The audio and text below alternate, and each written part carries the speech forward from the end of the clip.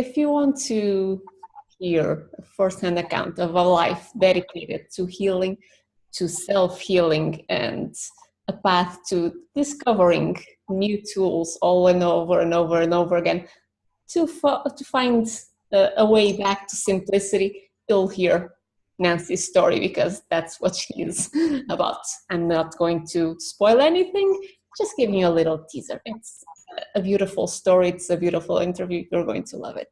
So let's start this. This is an interview for the Empower You Energy Healing and Manifesting series, where we were bringing the nuggets of gold that our members in the Empower You group have, their life experience, their knowing, their insights.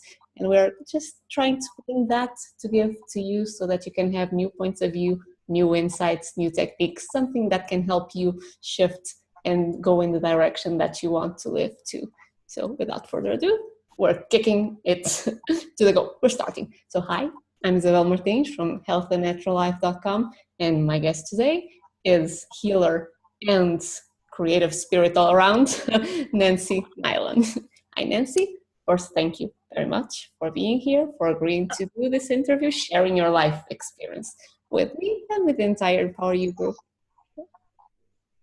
Okay. Thank you, Isabel. It's wonderful to be a part of this group. I think all of the input that we have for each other is just so wonderful, and it helps create this universe of positive energy that goes in a wider and wider circle. Yeah, and it's for myself.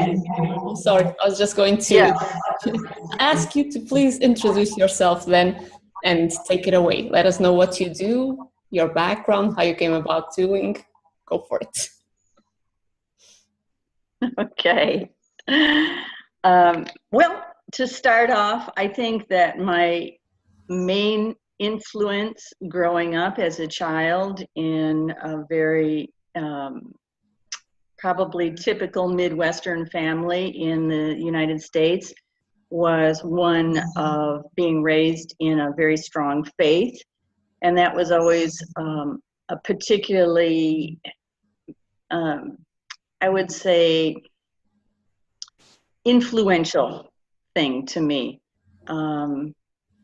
I think that I took it very much to heart as a child, and when I was indoctrinated and into, the next levels of the religion, it embedded in me the importance and the responsibility of being of service in the world and to taking the message out into the world. And how are we going to do that?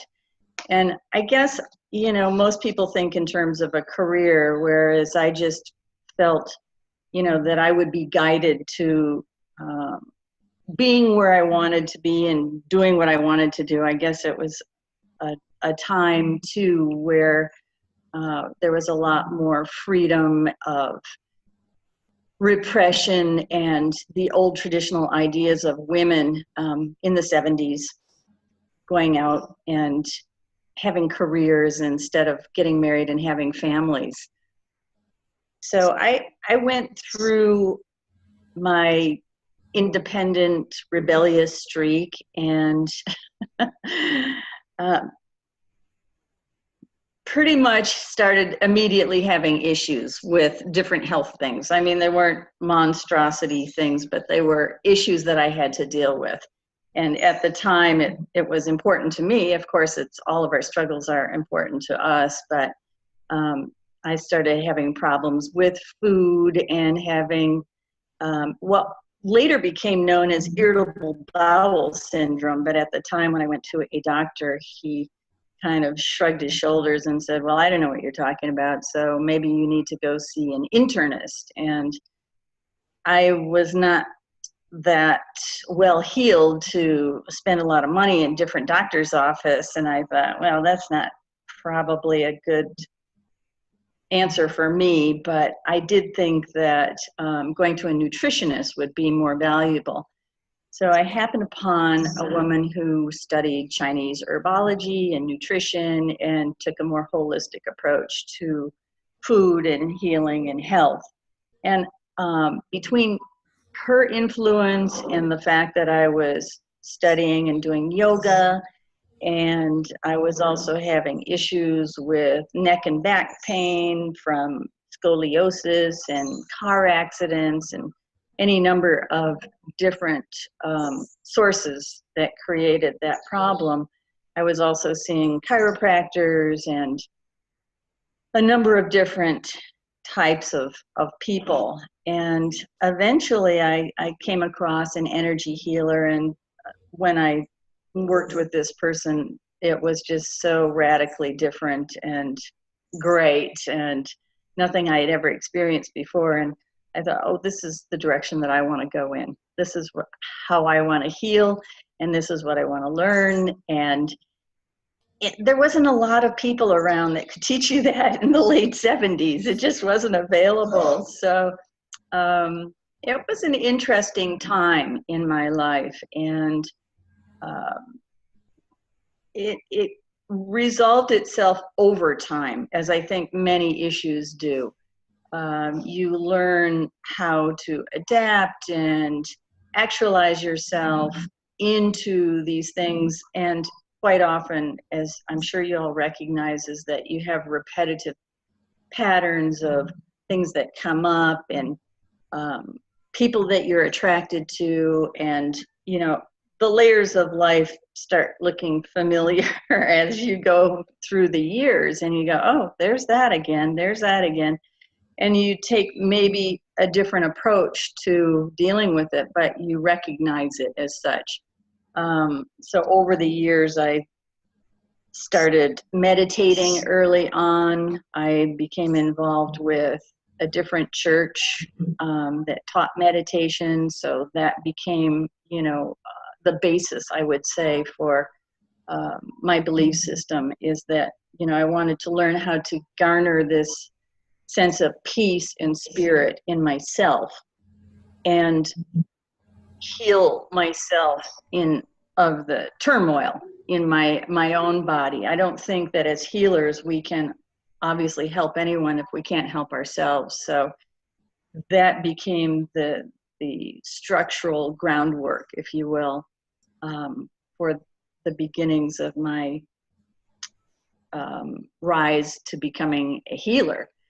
And over time, I tried a lot of different modalities, and I can't even think of all the different things that I worked on, but I would say that diet and exercise are the two basic ground rules, for maintaining a very balanced life. And also, I think, I was pretty blessed to have good health, generally speaking. I mean, things that came up were not insurmountable issues that left me in a puddle somewhere.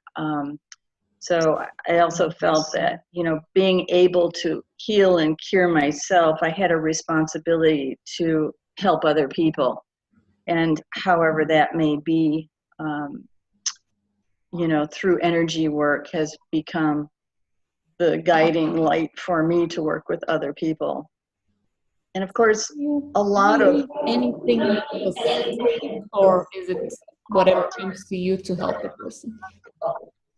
Well, I did learn and became a Reiki master some 20 some years ago, and so I used that quite a bit. And I think that opens up the channels of reaching people. Obviously, not everybody's familiar with Reiki or energy work, and most people's attitude is they want to go to a doctor and get a pill and just have somebody fix them. They don't see that their healing is their own responsibility.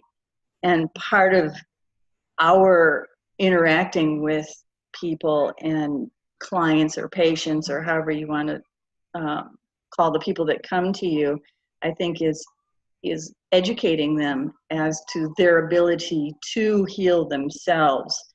And that seems like sort of a far off concept to people, but when you actually work on them and say, here, let me show you, and give somebody a small demonstration, it gives them a sense of peace and power in themselves, that they can work and, learn how to do these things for themselves.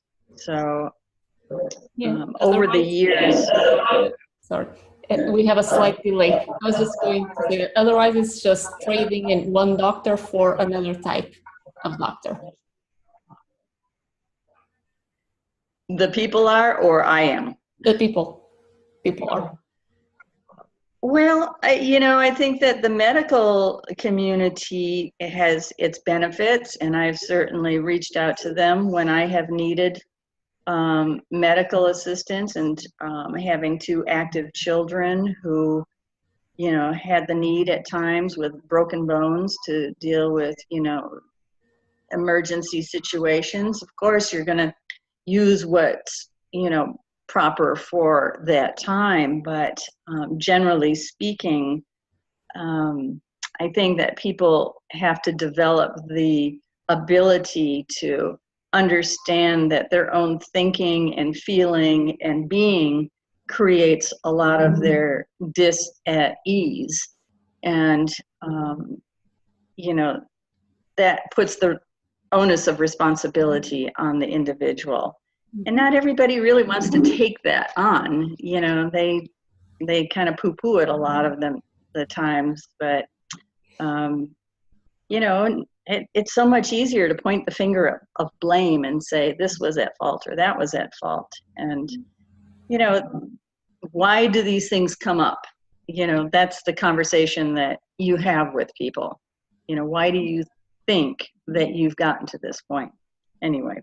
And I think people are now, it's not as much as before depending on someone else and putting their power in someone else to help heal them, but it's more, people are more open. This kind of knowledge, well, you started a while ago, but now it's become more and more current. So you work with people, with animals. What are your favorite things about that kind of work? Well, at this point, I can say unequivocally that I really love to, work with people in their own, where they are. You have to accept people where they are in their life, and it's taken me a long time to get to that point. I'm an impatient soul, and I want things to happen now, as most of us do, but I think I've learned to take a step back and to accept people a little bit, more for where they are at, and to see if I can be of assistance to them. And having worked in places like the Cancer Center in Ventura County, and working for 7 years in hospice care, you see people in pretty dire circumstances, and sometimes the best that you can do is just to hold a sacred space for that person and with that person, and be a witness to their struggles in their life. And sometimes that's just enough. It may not seem very important to you at the time, but to them it's everything.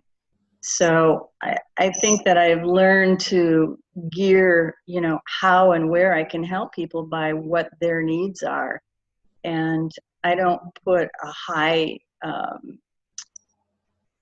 it doesn't seem extraordinarily important to me, what that is. Sometimes it's just the most simple things. Yeah, simple things in life are the ones that really matter to us. But you are talking about being able to hold a space for someone and accept them where they are. I'm going to ask you in practical terms if you have any suggestion on how we can do that and be in that state of being present, connected with someone more.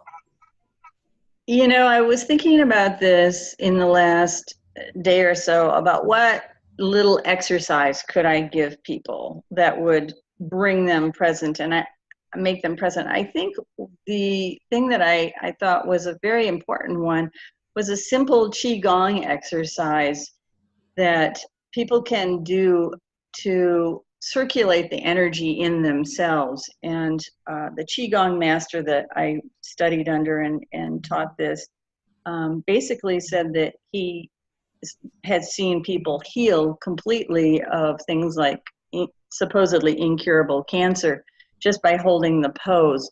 But the person stands upright and extends their left leg out in a slight step with the toe pointing outward, and they bring their arms up at shoulder level and hold their hands in front of their throat chakras. And you can simply hold that position and breathe, and the circle of breath going around your hands to your throat and out through your leg, it creates a real energy pattern of just breath and energy. And if you can hold that for 3 to 5 minutes a day, things like breast cancer could be cured. It's a very important little exercise, and I think, you know, sometimes that we get caught up in a lot of too much thinking and obsessive thinking, and we basically forget that just truly slowing our breath down and breathing deeply, and that cycle of in and out breath, and just watching that brings you at present into your body and makes you understand. I personally like to do a little one where I'm laying in bed and I start in my heart chakra, and I have my hands over my heart, but I wait till I listen to my heartbeat, and then I feel the blood pumping in and out of my heart, and I try and follow it through my body. And in that following your blood through your body and just blessing yourself in that circle and cycle of life, it's just a really powerful exercise that I like to do. Yeah, I love that too. Do you hold them anywhere specific when you're doing them? Well, that particular one, you can hold it right over your heart, or you know, you can just be in a repose, lying down, you know, situation with your hands at your side, and just feel, you know, the power of your bloodstream going through you. I've had some really remarkable experiences just tracking through my own veins and capillaries and feeling that, you know, the infinite reality that is our body. It's a miracle, and you know, it makes you feel just amazed. Yeah, that sounds amazing, because I was just thinking, my toes, for instance, the furthest away from the heart is the feet. I'm not sure I pay them a lot of attention, my feet and toes. It would be interesting to feel the blood going all the way down and back up. They need some love also. That's right. That's right. Another interesting little exercise you can do when you're waking up is just to tense and relax, starting with your feet and then working all the way up your body and your arms and your legs. And just that holding yourself tense and then letting it go. It feels, you can feel the energy coming and going in and out of your body that way. And it's a really good way to, you know, feel each of your muscles individually. And I think, you know, we are spiritual beings inhabiting this physical body, and taking really good care of that physical body is what we need to do to have a long life. So those are a couple of exercises that I like to do. And fortunately, at this point in time, I do not have to force myself to create a huge amount of income for my livelihood, and what income that I come in, and it comes to me just pretty easily. I can set that aside and be able to work on the things that I like to work on, which currently is working on a family story that I'm hoping to heal the past through writing of this story.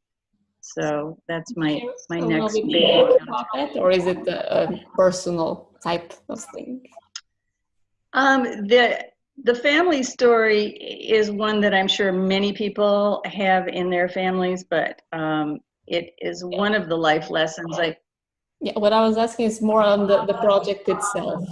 For instance, every family has a history, of course. No need to go to the details, but in you writing about it, what do you feel is going to be the healing?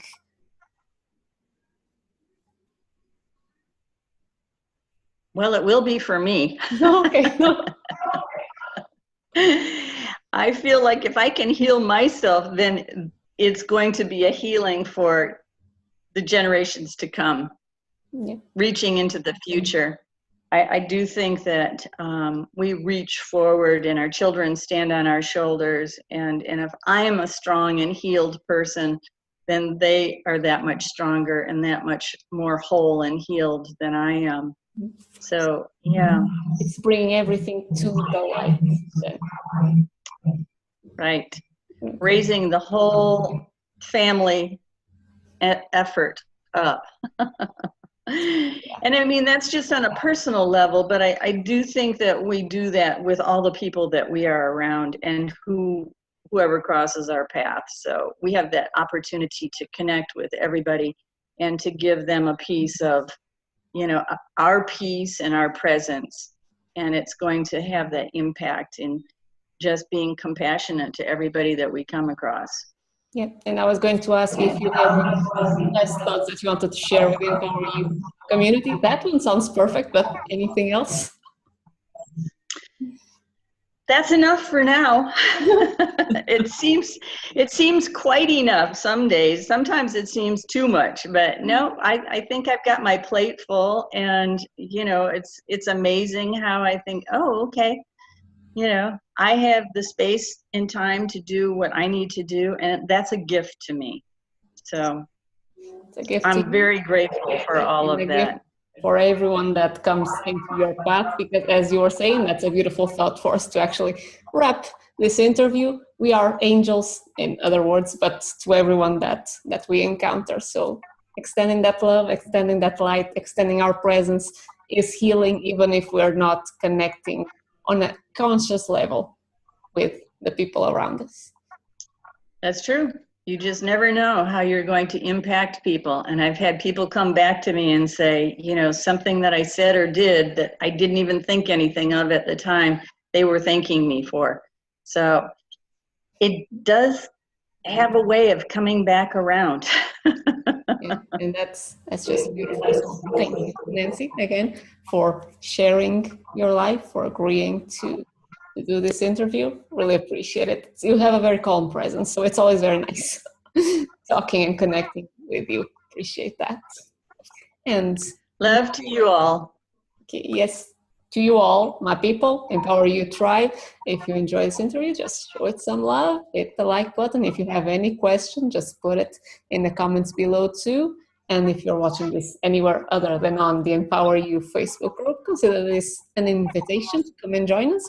It's a beautiful group filled with people that want to live in an empowered way from the heart, creating beautiful things, shining their light. And we're always there sharing our tips, tricks, techniques, energy healings, whatever comes through inspiration, we all share it. So it's a beautiful place, beautiful space with beautiful people to be. So consider yourself invited. And thank you again for this. Thank you all also for watching. Hope you enjoyed it, and we'll see you on the next interview.